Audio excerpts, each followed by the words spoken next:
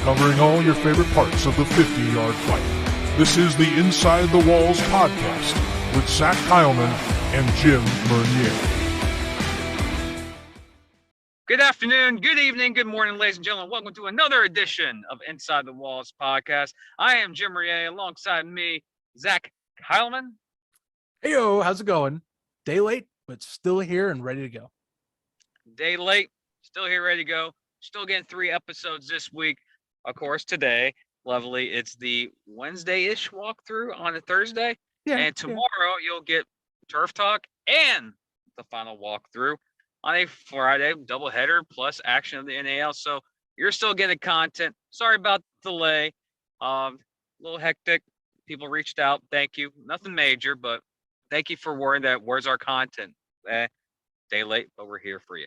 Remember, you can follow us on all social media platforms: Facebook, Twitter, Instagram, and the National Arena League. I always try to make something more, extravagant. NationalArenaLeague.com. You can find us there on the bottom, halfway through the screen on the right side, NationalArenaLeague.com/videos. You can follow us on Twitter, Facebook, Instagram, almost said hashtag, but at Inside and Walls Pod. We are 6 away from 100 subscribers on YouTube, I think. We're getting closer, man. So getting closer. You can still find us there, but eventually you'll find us at NWalls Pod when we can change our URL. But once we get to the six more subscribers, one of you, 2 tickets to any NL game of your choosing.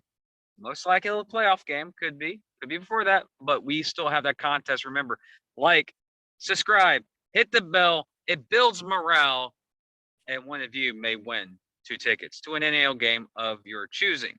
Again, playoffs could be a factor at this time. So, another week has completed. A lot of stirring of the force, if there's Star Wars people out there. Hopefully we don't get dubbed by YouTube.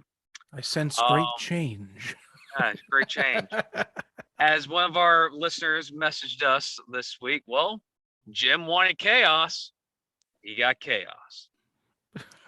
Yes, we did get chaos. We have, I like to say, the computer simulations have multiple outcomes that can still happen this year.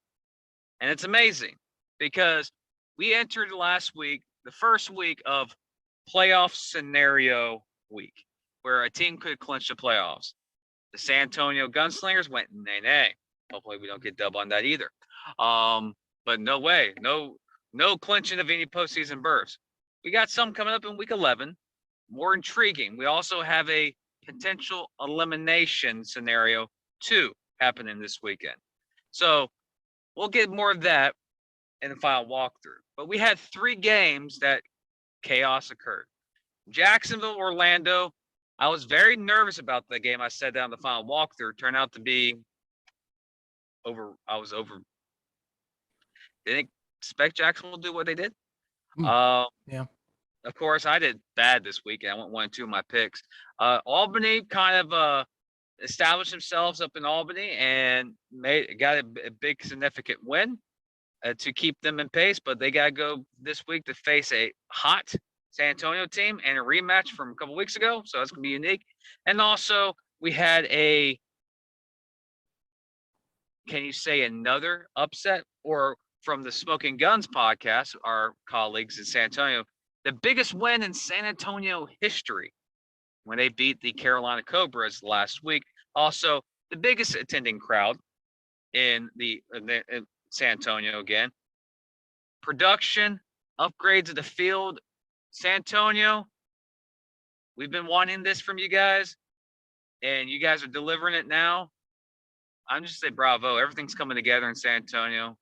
And that was just a great overall presentation, performance for that organization in San Antonio. So chaos happened.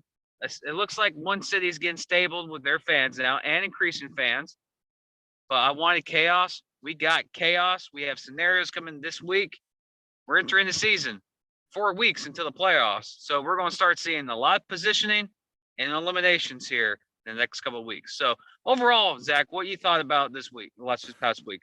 Well, yeah, I think it changed up a few things. And I honestly the one game in particular, I think a lot of people are resonating with that goes, okay, the NAL standings don't really reflect as to what's going to be coming ahead is really what Carolina is coming home with Jonathan Bain's injury looming quite largely over the league and over Carolina's hopes for, I won't say the playoffs because I think they've solidified it with enough, but really just they're standing on if they are going to be able to be a championship team at this time. They have a lot of talent, but you also in the arena game, you have to have someone that can be able to efficiently deliver passes and run the offense the way that it is meant to be.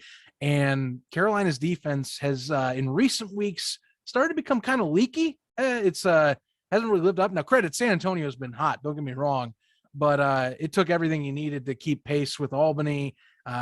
Jacksonville, when they had their last contest, they also weren't able to make many stops.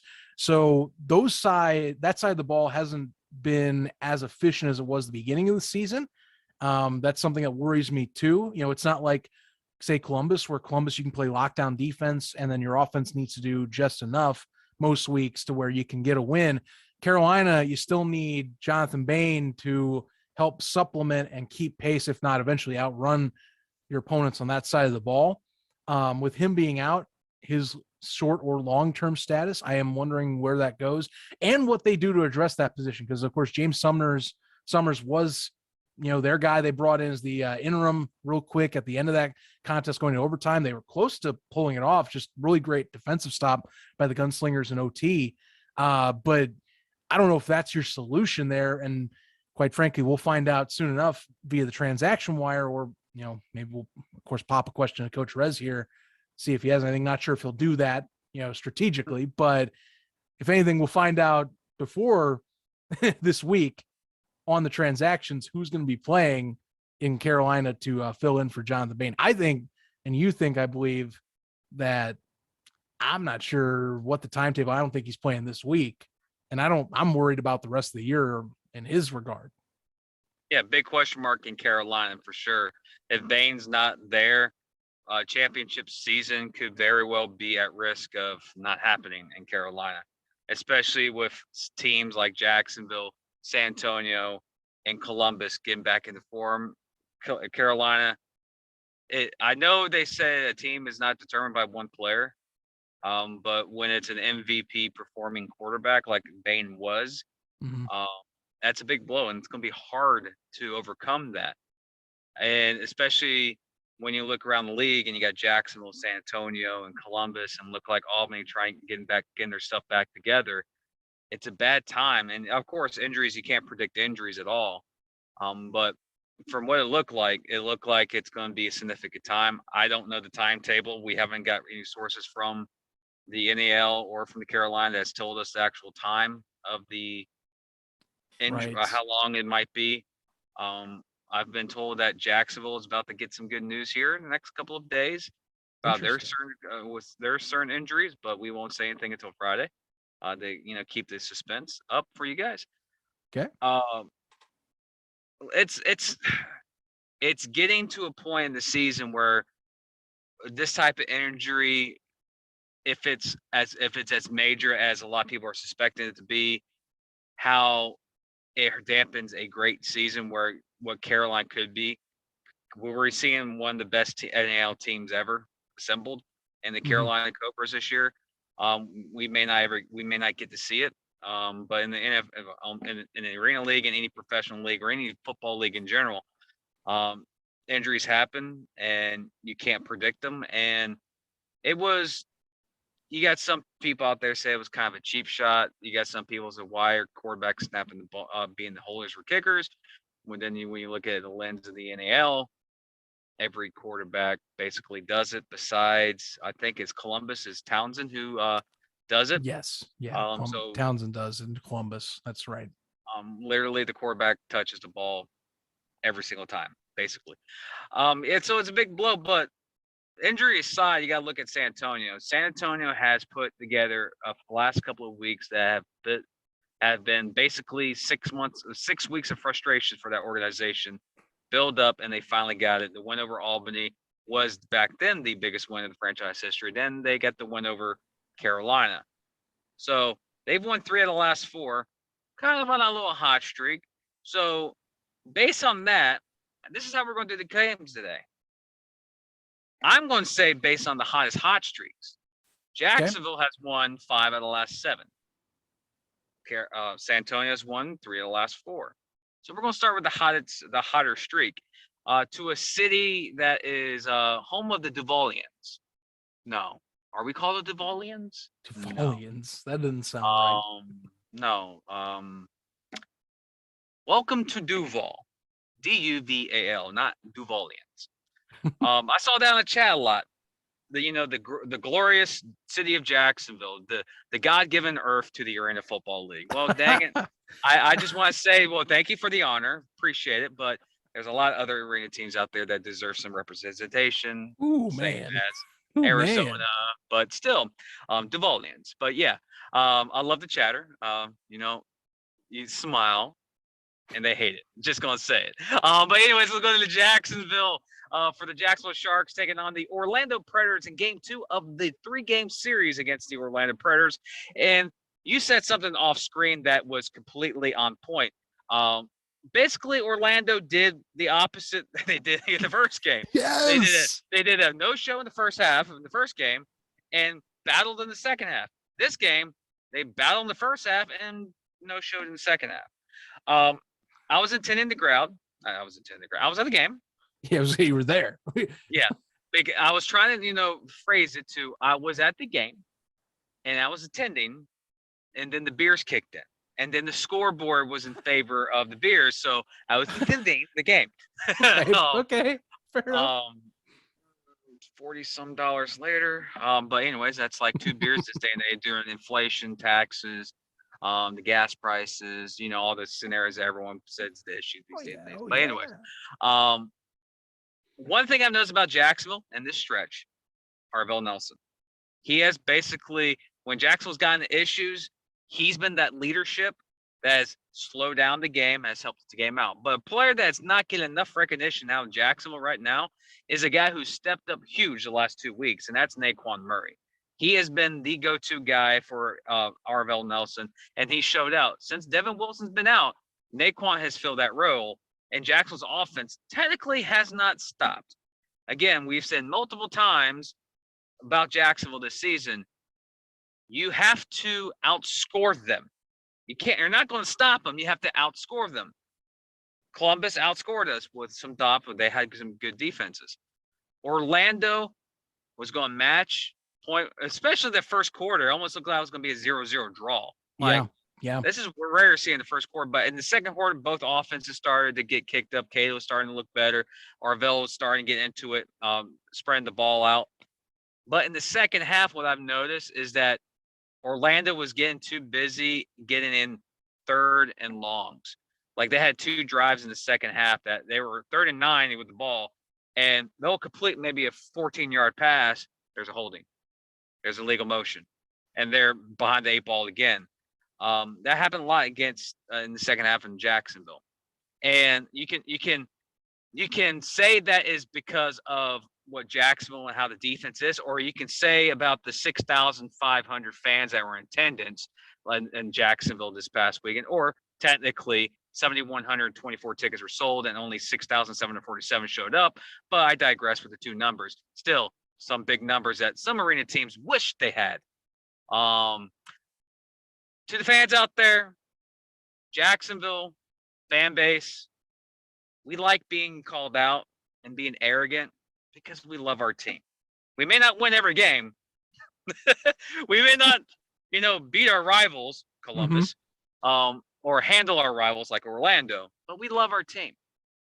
This game, 4 beers in, I was having a good time. It was literally the first Jaguar game, Sharks game, excuse me. I almost said the other. That's a disappointment across the street. That's a different game. Yeah. I'm not talking about the Sharks. I'm not talking about the Jaguars yet. Talk to me in late September when I think we're eliminated from the playoffs in the first week of the season. But that's the Jacksonville Jaguars for you.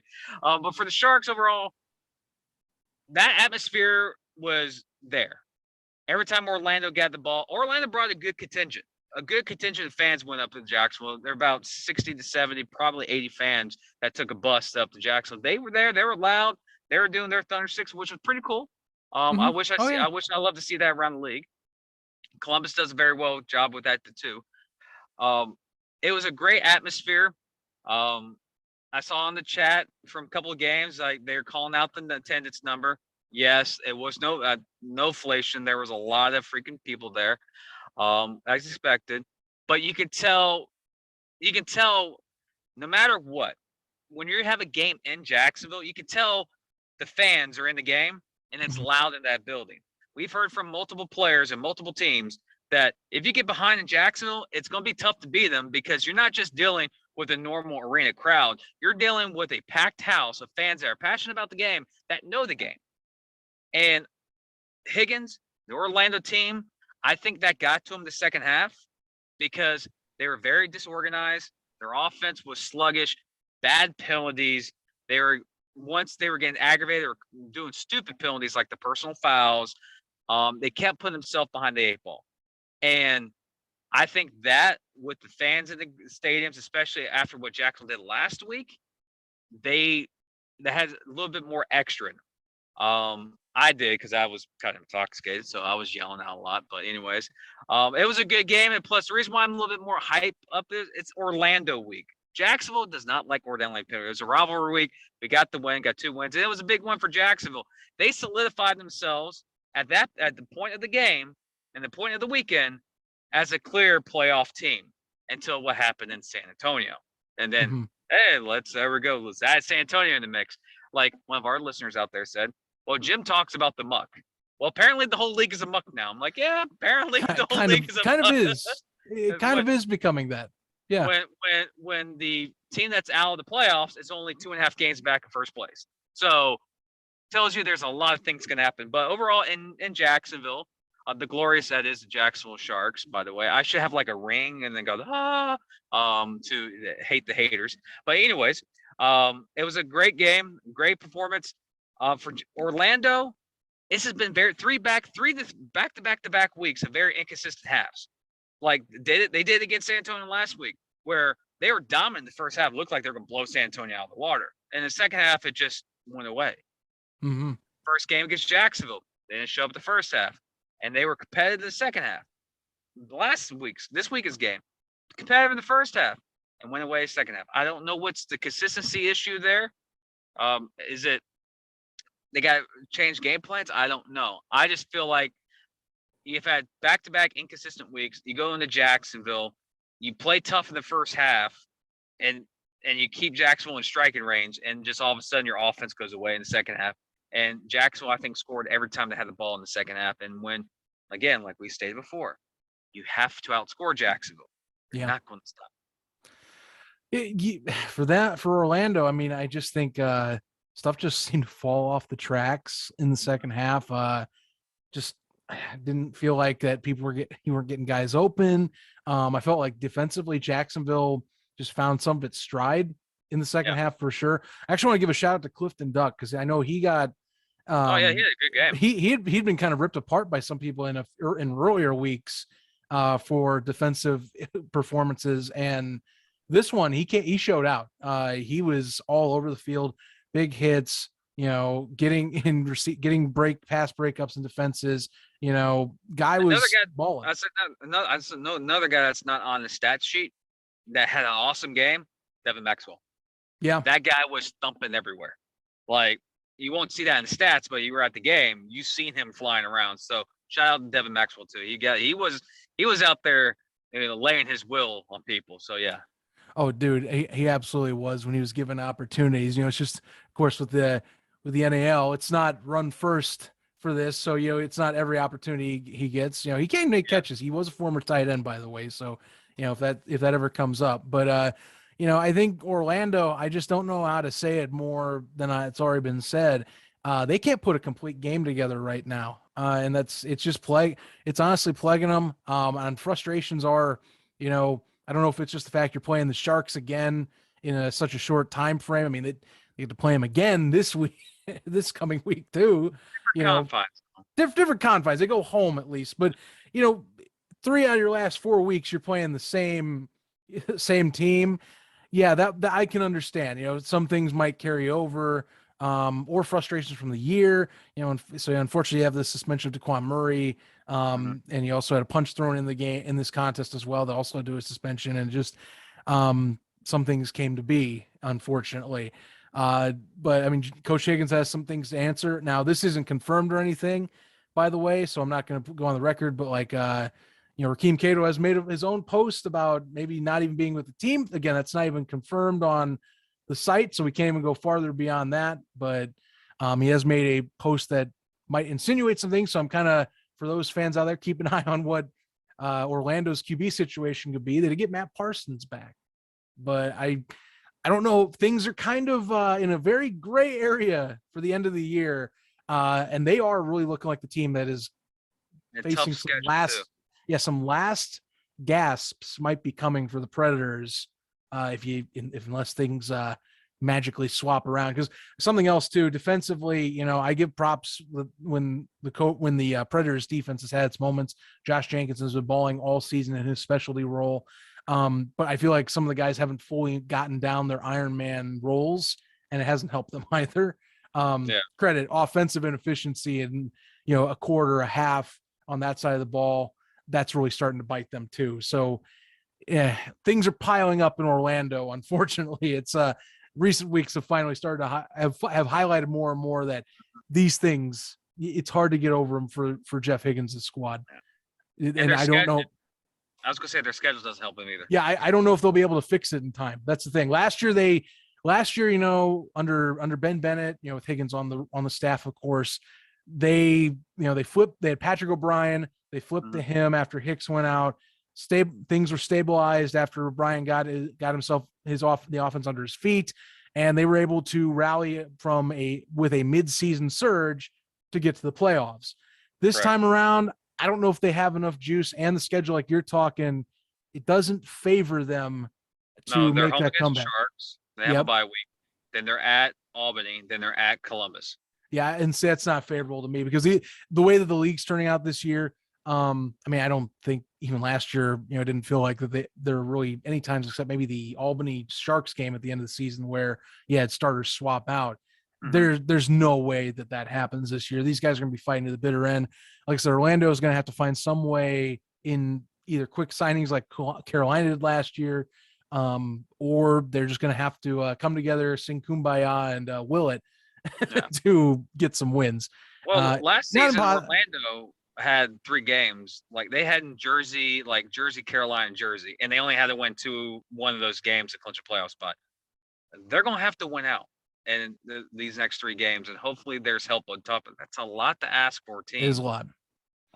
Especially they're the team that's under elimination this weekend, so there's an additional pressure on top of the team. So frustration of a season that's coming in, and the inconsistency of them trying to get corrected. By the time when they look like they're getting around the corner, they fall 2 steps back, and oh sure, I think some games for them that loom over what the season could have been. I talk about finishing.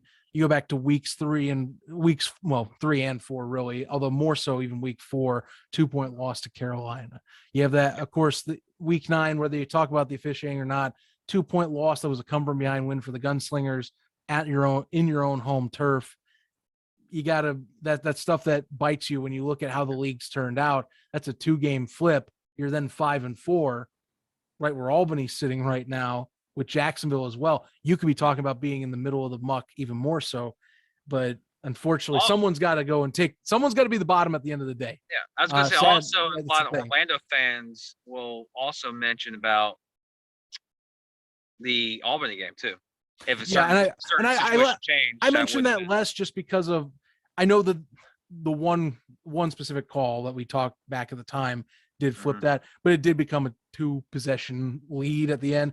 That is one that if you go back and you think what could have been with one different call, I completely understand that too. But yeah, it's again, finishing games, finding ways to win. It's not come easy for Orlando this year since the first half of the season. I don't know how much more it will, well, I'll leave it for predictions, but you can tell our tone's not really matching up with what we think could be going on. Now, I'll tell you though, when we do the one team that just rose above them in the standings this week, I really want to talk about that. I do want to delay that because we do have, before we get to the game of the week, we had the Sunday matchup, one that I was going to be honest, I thought would be closer on the scoreboard.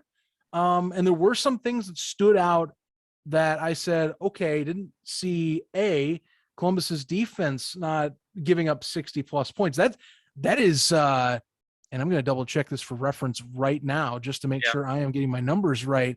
That is the most they have given up all season to anyone in the NAL. So they did get run out of MVP Arena. Number two, I got to give props to Albany. They switched up their offense. They started doing a few different mechanics. They actually brought in a few things from the indoor style of the game that worked. And they did well. Trevon Shorts is a decent fullback, which I was like, okay, I see what's going on here. You know, I'm not saying that they're fully out of the woods because San Antonio, you still have two matchups, but this is this is more reminiscent of what Albany was looking like maybe in the early goings of San Castronova being swapped in. It was a positive sign for Albany fans. It stops the bleeding. You know, it stops bleeding now. Yeah. Mm-hmm. But you have a saying on the show. We like to eat our own crow when it happens. Me and you both said that Columbus defense was going up there and to shut down Albany. Albany, we'll eat our crow for you guys. You guys shut us up. Cooking on a rotisserie back here. He'll be done when we're done recording. Trust me. One thing I looked, the Shorts move and put him back in the running back, and you had a couple of possessions where Castronova was a shotgun, and they did a lot of read option. Did a lot of shotgun and read option. I was like, oh my god, that's a lot in the arena game. Mm-hmm. You see that in the indoor game, but you never see that in the arena game. But also, one thing you gotta give credit to is Albany's defensive side of things. They were giving Smith a hard time back there. They were. Like, he could not settle down. Yes, we always say that you need to shut down Darius Prince and you shut down the Albany Empire. Well, Albany basically shut down Jermon Fortson, and Columbus did not know what to do besides that. They made Daniel Smith work for his throws. That's something really stood out. He had to buy himself time when he was given chances. But he worked for his throws. Absolutely. But one guy that stood out that deserves more praise that he doesn't get, and that's Townsend for the Columbus Lions. That guy made a couple catches in that game. I'm like, only a few people can catch a ball like that. Guys, I love your coverage, by the way, but when the receiver falls on the other side of the wall with the football, and there's no referees around there or camera angles, they're not going to reverse the call. That was kind of what you and I, is the same thing. And, this is something where it comes like, you're like, as an arena fan, you're like, man, I wish there was that camera that's on the back of the end zone. Stadium configurations, it's all different. But B, I mean, you can only have so many, and crews, you cruise for these. Most of us want the good shots, which, by the way, the broadcast, for all things considered, I'll say across the board, NAL broadcast this year, their quality has been received. It's been great. It's awesome that I can tune in and be like, what's not distracting? The broadcast. I can watch this game like a normal person. That's great for bringing in a casual fan, by the way. And I'm only bashing Gaz because I made that comment during the game, and he called the podcast out about that. Oh. So he's like, no one gets the views like inside the wall, so that's the reason why I made that comment. But yeah, like the call was going to stand. I know exactly which one you're talking about. There's no camera angle. That's a thing. Referees, they're expected as to be 100% certainty. If it's not that, you have to stand with the call on the field. So that was what got stuck with. That play didn't determine the outcome of that game. Oh, no. Columbus got in the hole early and couldn't get out of the hole. Exactly. And Albany just kept capitalizing without a kicker. They were doing some strange kicking the ball into the end zone or 15-yard line, which is weird. They had to go to the reserve balls. Did you see that? Exactly. Yeah, they had to go to the reserve 6 footballs that they had their emergency. One thing that was making me laugh is watching the fans in the arena migrate over to where they know where the kickoff's going to be and watch the ball get kicked off. And when it was going on the other side of the stadium, they went back on the other side of the stadium. It was like it's like the wave, but it just takes a possession to do because they got to move around. But yeah, hey, if you get the ball's getting kicked in, get out of bounds, you keep it. That's how it is in the arena game or NAL game. I'm sorry, I had a good laugh because you're talking those sections, and towards the end of the fourth quarter, there had been enough kicks in that one section where it was a row of like a kid and his two other friends. All of them had an Albany Empire football, and they're just going, "Yeah, look at this guy." And one thing that was funny is I think it was a couple Columbus fans on the chat. There's like, well, this game is over. Let's just rate the catches of all the kickoffs by all the fans. And I'm like, oh, that's awesome. I love it. That's great. And I think either Gaz or the play-by-play guy for the Albany Empire caught on to the chat, and they were doing that towards the end of the game. They were rating the catches.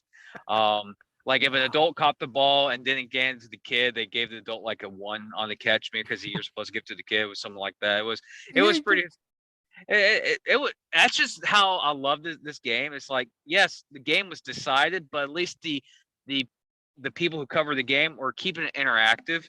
And it went from, oh, the game is this and this and this, but we went to rating catches from fans because of the kickoffs.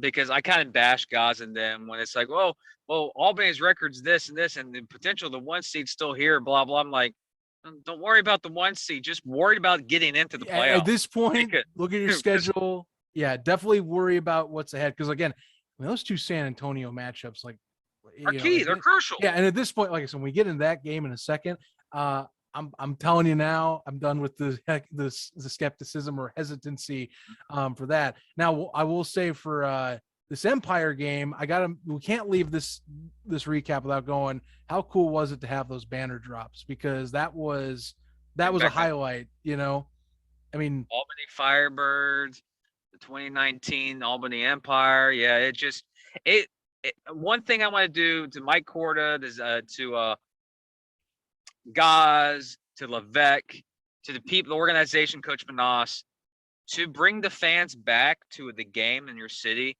Sometimes you got to tip your hat to the past teams that did it. The Firebirds, Arena Bowl champions.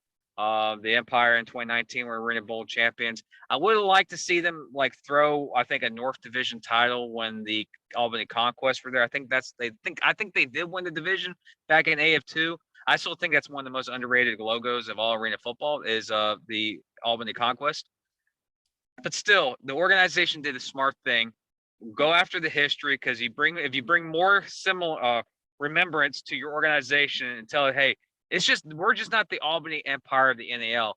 We're the city of Albany, and here's our history of the arena game in this building. If they played an MVP arena, but just tells you that the city has won championships, are proven winners, and the organizations are proven winners, and they've done it in the NAL. So technically, they've won championships with all 3 versions of the Empire, Firebirds Empire, and the NAL version. So that's a championship organization. Smart move, in my opinion. Yeah, I think it signals too. They're trying to say we're here to stay. You're adding those banners back in. It's like, hey, arena football. It's part of the culture of the Capital Region. We're the institution for it in this section of the country. The proposal that happened at halftime. Yeah. No, was it the end of the first quarter or second? No, at halftime they did the spin around thing, and the woman was spinning around, but the guy got on a knee. I'm like, so we're doing proposals now. I know one thing: if I did proposal at the arena football game, I'll be single right after that. just telling you. Bye. It's like, well, at least I got my beer. she'd be like, oh my God. Yeah, you should have done it at the Jaguar game, been a lot more high class. Oh, that's the ultimate stinger right there.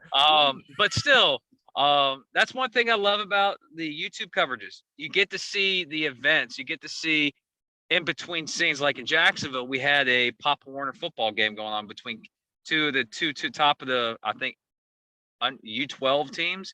Okay. And it was exciting. But the thing, again, Albany, you got the proposal. We had a proposal in Carolina. Okay, now we just need the other 4 cities to do it before the season end. But still, it was great. But still, let's get back to the action on the field. This is the best game Albany has played in over a month. it's been a minute. Like this is I think some Albany fans I had talked with or read on comments had said it best, where it's like, hey, this feels different. Actually, the broadcast said the same thing, where it's like, this feels like the team we're used to seeing out of Albany. I'm like, yeah, it came to play, and that's kind of what I got. And I gotta give credit to the coaching staff for the Empire, because I think they looked at their roster maybe and just went, all right, how do we make Sam a little more comfortable in his style? And how do we swap some things up to where we can get it away from just being again, not just focus on Darius Prince and maybe sometimes go to one or two, let's get more weapons mixing and matching out there. Dwayne Hollis had one of his best days this season. He was an animal out there for the Empire. He did a fantastic job. If it wasn't for Trevon Shorts playing at the level he was, Hollis to me would have been my Iron Man of the Week pick. I'm going to be that. It was that close. Shorts deserves the odd nod. He did get that, by the way, so kudos to him. But like Shorts, they used him as a weapon instead of Limpkin. He was doing, RPO reads. He was a lot more shifty getting those runs, and credit, that's out of the shotgun. And again, we bring up our shock with the shotgun is, look, the NAL is a traditional arena setup. Shotgun's not really the main way you do it. It's generally you get under center, you drop back 3 to 5 steps, and you make your read. Or if it's a handoff, you do it quick handoff up the middle, or you do a jet sweep or something along that nature. And sure enough, they made it work. Like it threw off Columbus completely in some regard. They just didn't have an answer all day, because Darius Prince was getting touchdowns. Yeah, Dwayne Hollis making an impact. Aaron Washoe had a few times. Daquan Wade had some catches. And Trevon Shorts, his running ability, and then Sam Castronova just having a beastly game. I mean, there were some tackles he broke. I'm like, oh, Jesus, I haven't seen this energy in him for a while. He was on. He looked like he was refreshed. Yeah. The circle spin cycle button was brought up in the broadcast. I give him credit, because Hollis did one of those too on a catch, and I was like, nice reference, guys. But new energy. I don't know. I'm assuming whatever they chose with the playbook, the way they did it, must have changed things around for them. And I want to see how this goes with San Antonio. And supposedly Mark Orozco might be back too.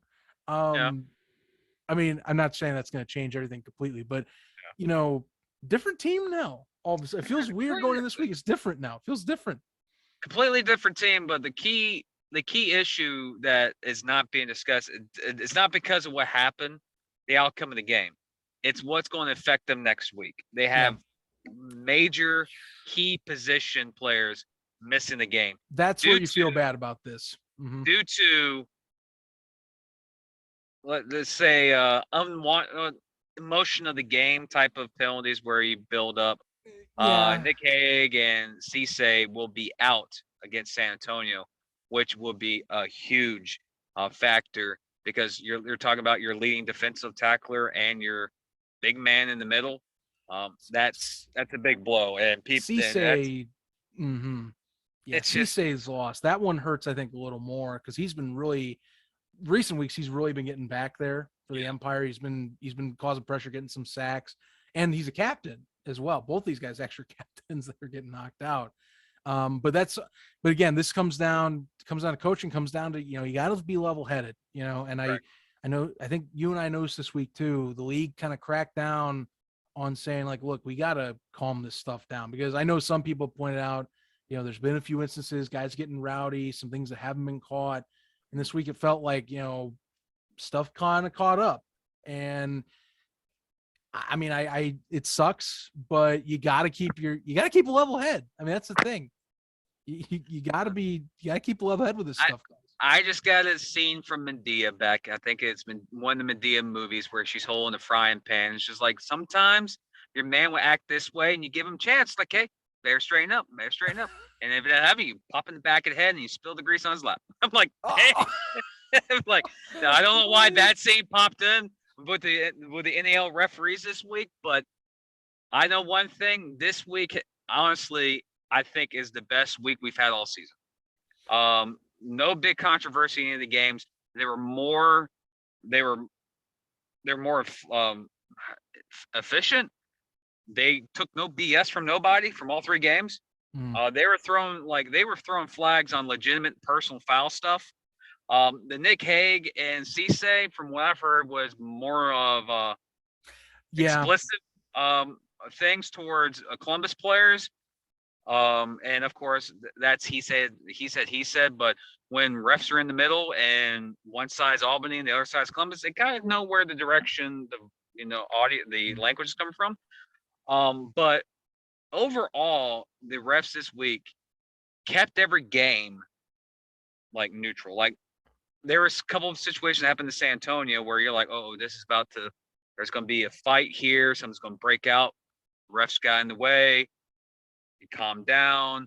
I do know that a lot of Carolina players were kind of upset about what happened to Bain, but the referees managed to it wasn't even serious. And of course, nothing broke out.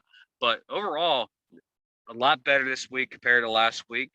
And we've talked to a lot of people in the league that associate with the ref and the rules, and they loved our tough love episode last week. I'm not saying this is not the ending. You can still make it better, but you can build off of this week. And what happened this week should be at the minimum, in my opinion, the standard for the NAL. Yeah, I was I liked that it was a bit more cracking down, and it just felt like stuff was a little more in order. That was the overall, and that was good. I think and you also saw San Antonio, similar deal. Felt like it was a lot more controlled than their previous two, than a few previous home games. Especially early season home games. It definitely feels night and day. So yeah, I mean that was good. And Albany, like I said, I think there were some decisions there that were made correctly.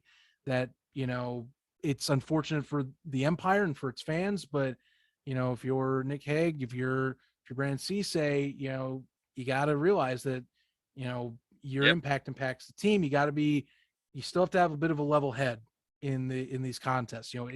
With Albany still being right only roughly a half game ahead in their second seed, that's not comfortable. So, and you don't want to jeopardize anything while you're here, especially when they have crucial matchups around the corner. Now I'll tell you before we move on, I do want to touch on this because I feel like with Columbus, it's almost like we need to touch a little more here. I mean, how do you feel after this game? Like, your defense has been your bread and butter. Offensively, you did pretty well. You just had one or two series you just kind of compiled, but it almost felt like it just didn't feel the same energy as in recent contests. There wasn't really that shutdown factor, I think they went into a buzzsaw. And here's why I want to say buzzsaw. They've had back-to-back good weeks. They beat Jacksonville, was a big, victory. But they went up to Albany on a road, which they don't have a history of doing well in Albany, to a team that has lost 3 in a row, to a team that's completely disorganized. They went into a buzzsaw. They knew if they didn't get out of the gate, like we've said before, well, I've stated before, Columbus cannot, well, you won the game, you outscored a point. Columbus is not going to go up and down the field on you.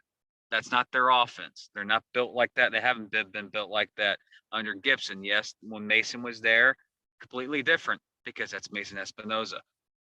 That let the man eat when he's out there. But they're not going to be a team that they can ill afford going down 2 possessions and trying to come back and win the game. They don't have an offense to do that. They had to have an offense that has to go possession by possession by possession with you matching your points. That's what they did against Jacksonville. They got ahead of Jacksonville, but they matched Jacksonville by possessions.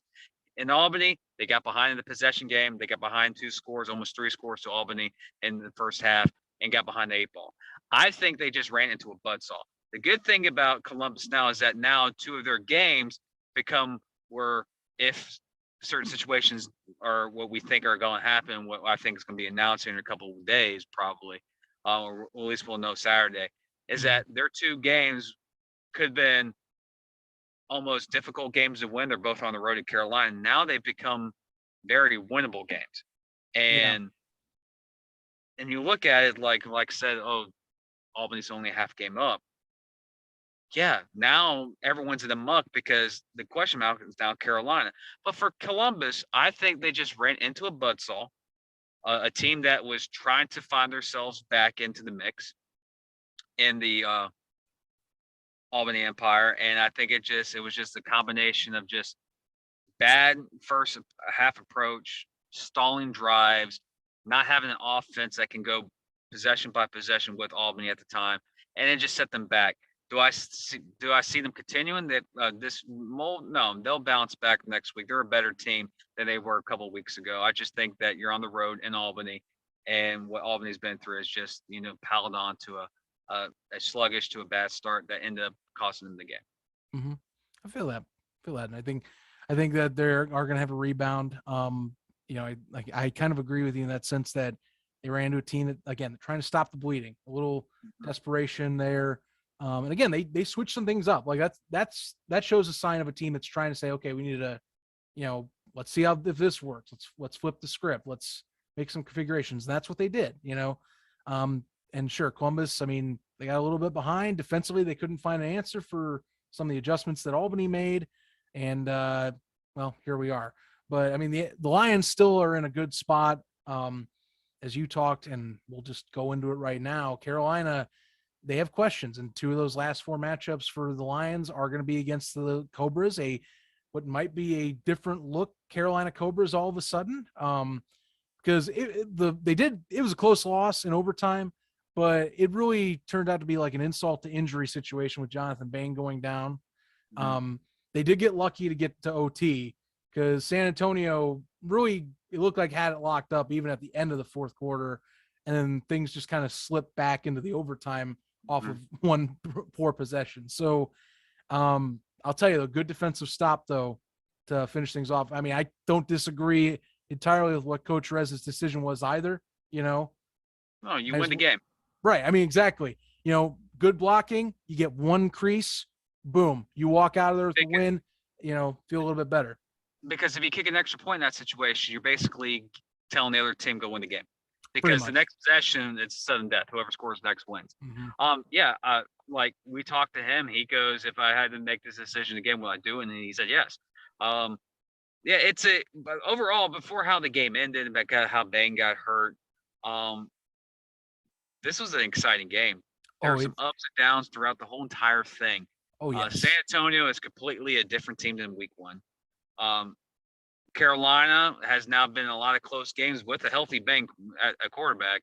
And it seems like they got out like I think it was either you or me made a statement in preseason that there will be a team that gets out of the gate first, that gets everything right, and they'll be the ones that skyrocket out of the gate, and eventually the pack will catch up or they'll fall back into the pack.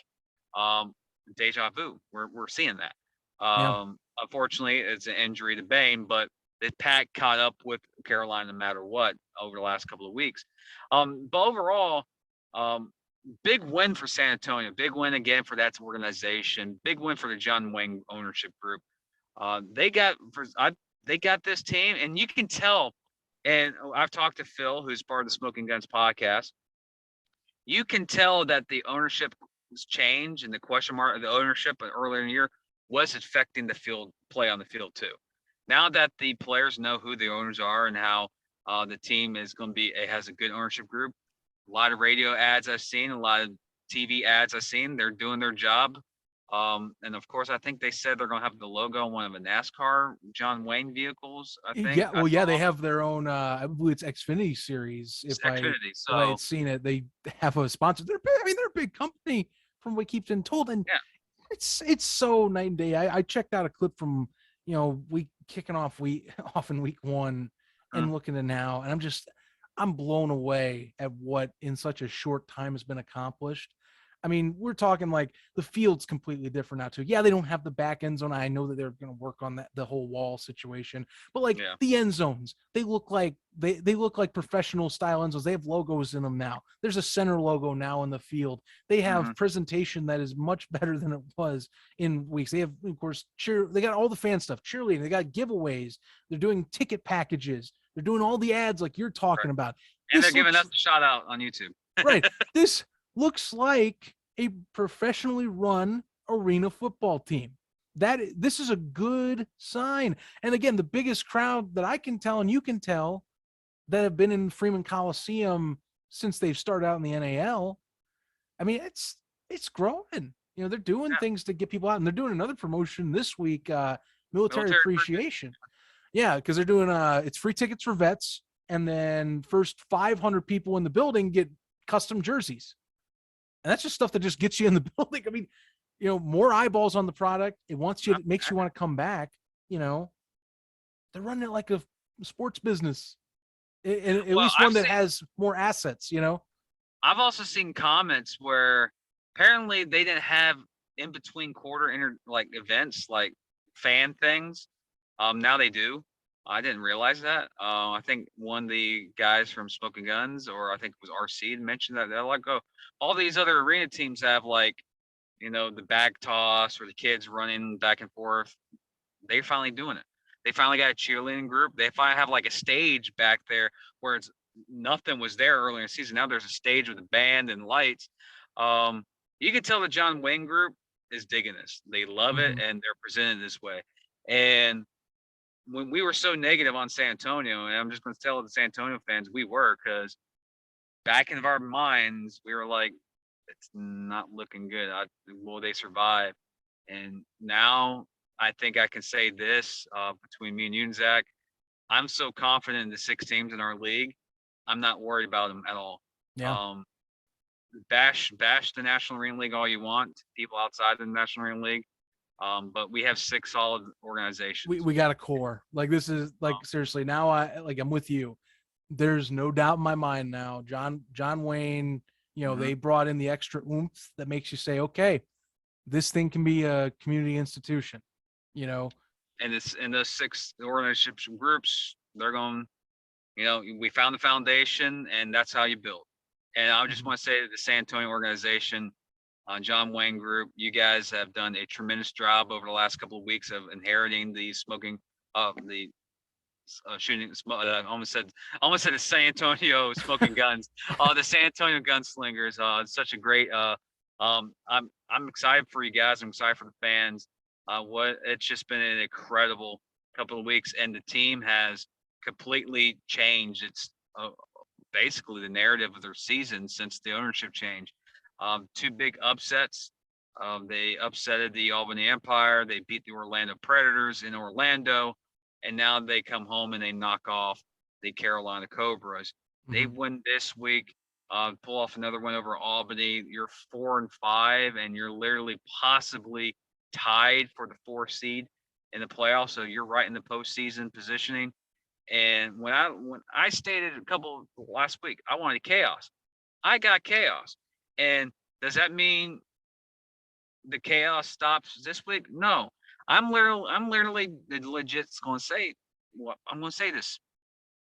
No matter who the 4 playoff teams are, I think there's going to be chaos in the playoffs this year. Oh, sure. There's a chance that the 3 seed will host the NAL championship game this year, because the 4 will go to the 1 and knock off the 1, and the 3 will win and knock off the 2. It's possible. Because I can say right now, I can look at all 6 teams in the league, and I can say, without a doubt, 5 of them are championship caliber teams. 5 of them can win it all. That's how this league has become so parity. Yes, Orlando's on the downside, unfortunately, but still, they turn 1 or 2 games around, like you mentioned earlier. We were talking about 6-team race. They finish, We've gone 11 weeks without a team being eliminated in the NAL, and that's for a 6-team league. That's very hard to do. Usually a team is out way before then. But overall in this game, the stars shined in San Antonio. Kent shined, Phil Barnett shined, Kylie Rashad shined. The back-to-back kicker of the special teams and player of the week, the kicker part, was it Pearson? Who's the Drew Pearson, who's been picked up and has stabilized that spot tremendously for the Gunslingers. Have we ever had a kicker go back-to-back? I don't think so. Off the top of my head, I really can't recollect that. I know T.C. Stevens went back-to-back. I mean, Stevens he had a tear. He was on a tear last year. End of the season, when he got back on the field more. He was healthy. He was on a tear. And the thing, here's the thing about Carolina. It's not like Carolina played bad. Carolina played a good game. San Antonio played a good game. This is one of those games where whoever had the ball last was going to win. And literally, what happened? well, the team that had the ball last kind of lost, but still, Well, they yeah. had it was overtime. But still, it was a good game. It's like, even when the injury happened to Bain, Summers came in, and the team didn't quit. That's a Coach Red's team, a team that doesn't quit. They're going to still play. Like Carolina last year lost a lot of close games. They didn't just quit. Coach Rez he's like Gibson. No matter what the score is, that team is not going to quit. They can be down by 30. They're going to still go out there and act like the game is a one-possession game late in the fourth quarter. And that's Carolina's mentality. So the next 4 weeks for Carolina, they got 2 games against Jacksonville and 2 games against Columbus. Oh, my God. Carolina Bears, like, we wish we had the schedule different with that, but you didn't know what was going ahead. That's a 4-week stretch that's going to be huge for Carolina. It will be. Yeah. It's sort of like I stated last week. There's only one team's pathway to elimination, and that's Orlando. They're up for elimination this week. Everyone else has a way into the playoffs and a way out. No one has solidified themselves. But for Carolina's sake, they had the benefit of having that quick jump to the season. They win this weekend, they're in. Mm-hmm. Or if San Antonio loses. So if San Antonio loses to Auburn, Carolina's in, so they're no matter what. An epic fail of a season is if Carolina loses the next 4 because we don't know the question of the quarterback situation. Then San Antonio's in, and then you have a cluster of 4 teams where whoever battles for the number 1 seed could be either between Jacksonville and Albany. But that's still a possibility. Slim, but still a possibility. But overall, these next 4 weeks for Carolina are key. You play Jacksonville twice in Jacksonville. You play Columbus twice in Columbus. You're going to play a defense that is going to shut you down, and especially with a maybe transition with the quarterback situation right now in Carolina, it's going to be very difficult. Jacksonville becomes, can Summers keep pace with the Sharks? Because the Sharks are going to score. I've even talked to a couple people, a couple of Sharks fans. They even messaged me and said, what are our chances of hosting the playoffs game? I'm like, with the news of Carolina, our chances have increased they went up. We just got to see what Columbus does. But Columbus, again, their schedule's not that hard, or not easy. They got to play Carolina twice. They got to play San Antonio, and they got to play Orlando at the very end. So they have an obstacle. Jacksonville, Carolina twice, and then they have the San Antonio Gunslingers in between there, plus Orlando. So scheduling wise, Carolina has the toughest road to clinch, but they only have to win 1 game and they're in, or some help outside. But overall, the game itself, I have to say it's the best game. Well, like we said, it was a game of the week because of the thing. It lived up to the bill. I was not disappointed in the game. Good showing. Looked like about 2,000 to 3,000 fans in that arena. Getting close there. Better than the 400 that showed up week 1. So the fan base is growing in San Antonio. But overall, Robert Kent, like he said, like we said earlier, came in, solidified that offense, got everyone working together. And what the thing is Kylie Rashad, Philip Barnett, that team started to really find their identity. They have their identity. San Antonio is a threat to any team in the NAL right now. And if things go trending their way, they might find their way into the postseason as a 4th seed. And if you're that one, you don't want to play San Antonio how they've been playing this week. So San Antonio, congratulations on a big win. You made me get my chaos, and we got chaos. And I love it. They're making a case. They're making a case. I give them props. I almost, my whole thing is, who and how do you stop the gunslingers right now is my thing. And again, I stress that, I think last week is the final week now that I'm just going to stop adding hesitancy, because the only other, their test I had for them was we have Carolina. It's the best team in the league. Where are we gauging? Now I know the gauge, hottest team in the league right now. They can beat anybody. I don't They could have won 4 in a row. Just saying. Right. And I almost wonder, I kind of wonder if I'm looking at the schedule again. I don't know right now. I mean, it's hard to say who could really pull off a win against them. I do think that matchup against Columbus looms because, again, as much as they did give up 67, the Lions still, to me, are the best defense overall in the NAL. So I kind of want to see what they can do in another rematch with both teams having now adjusted their rosters and have improved or upgraded those positions that have been missing for them since their week 2 matchup. So I guess I want to see that one. Otherwise, I mean, right now for the Gunslingers, it's I don't know. There's not much that's stopping them. You know, I really, and I think a lot of that's attributed to like some of the signings they had, like McIntosh, especially Philip Barnett to me, because Barnett being signed, coming back from when he was originally signed preseason, coming back, opening up what you can have Khalil Rashad do on the opposite side, having 2 diverse weapons, it makes it so much easier for Robert Kent to do what he wants to do on that side of the ball, rather than having to rely on a true second or third option. Now you have 2 one possession or number 1 options between those 2, and it just makes life that much better for your quarterback. It's hard to defend that, you know, and honestly, they've been doing great stuff. And then add in, of course, Pierre Turner, who's been, you know, one of the most consistent running backs in the league so far this year. They're humming on all cylinders right now. You know, I think that, like I said this in our Discord, which by the way, should join that if you have a chance, our Inside the Walls Discord. Whoever wins this coming game this week with Albany and San Antonio, I think makes the playoffs. And I just think that's my confidence in who can win those 2 matchups against one another at the tail end of the year, you know, and they're that close in the standings that really either one could get knocked out if they go 2-0 in their matchups. So my confidence will flip depending on who wins this coming week matchup this weekend for them. It's a crucial game. I think whoever wins this game this week against Albany and San Antonio, if San Antonio beats Albany, I think San Antonio is one of the 4 teams in the playoffs. I think then you look at can Columbus hold on, or can Albany solidify themselves? Who's that team that's going to miss? Is it Jacksonville, or is it Carolina that eventually goes from first to missing the postseason because of an injury? But overall, we're in the final 4 weeks of the season. Playoff scenario predictions are coming out each and every week because we're nearing the season end. And for everyone that's watching, the scenarios are very simple this week coming up. We'll talk more about them probably as we talk about the game, but just want to give you put in your mind, so when we talk about tomorrow, you know what we're talking about. Carolina makes the playoffs with a win over Columbus, or an Albany win over San Antonio. That's how Carolina gets in. So they can get in with a win, or they can get in with San Antonio losing.